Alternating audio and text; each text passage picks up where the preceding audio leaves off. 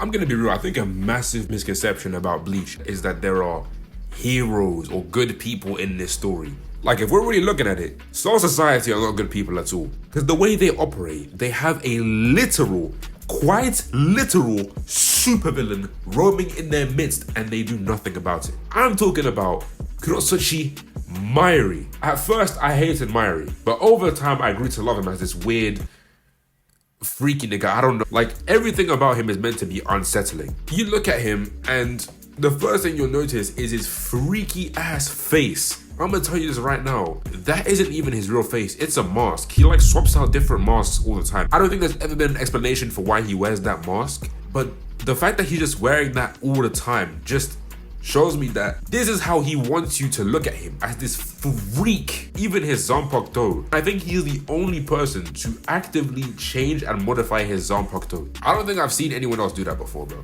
It took me a while to realize this was actually a part of his design. Like, he has this insanely long fingernail just on one finger for no reason. I don't know why he has that. That and his color combos are just insanely awkward, which makes it feel weird to even just look at him. I've just been roasting his design, right? What does he actually do that makes him a villain in my eyes? We're gonna go through his list of crimes real quick. In the first instance we see Mayuri, he blows up his subordinates. Like, I'm talking his first appearance, he unconsensually attaches explosives to his subordinates, uses them as bait to blow up 2 kids. If you look at his Shikai's name is Ashisogi Jizo, or translated leg cutting Jizo. Jizo translates to protector of the people and souls of dead children. I don't know what type of historic or mythology this relates to in Japan, but is that not fucking crazy? He also proceeds to stab Nemu, who is his lieutenant and his artificial daughter, right?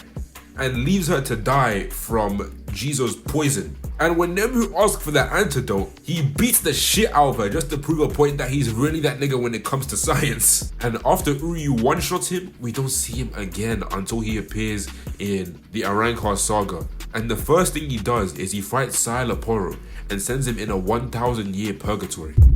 Mayuri has some weird obsession with dissecting people. Like, initially when you see him, he wants to dissect Orihime. Then he wants to dissect Uryu. Then he wants to dissect Yami. Then he steals corpses from Sailaporo's closet and then rebuilds the previous Espada. There is some level of ethical wrongness to that. In 1,000-Year Blood War, he sends Toshiro, a fellow captain, in a time loop purgatory. He evolved from the 1,000-Year Purgatory to the time loop purgatory.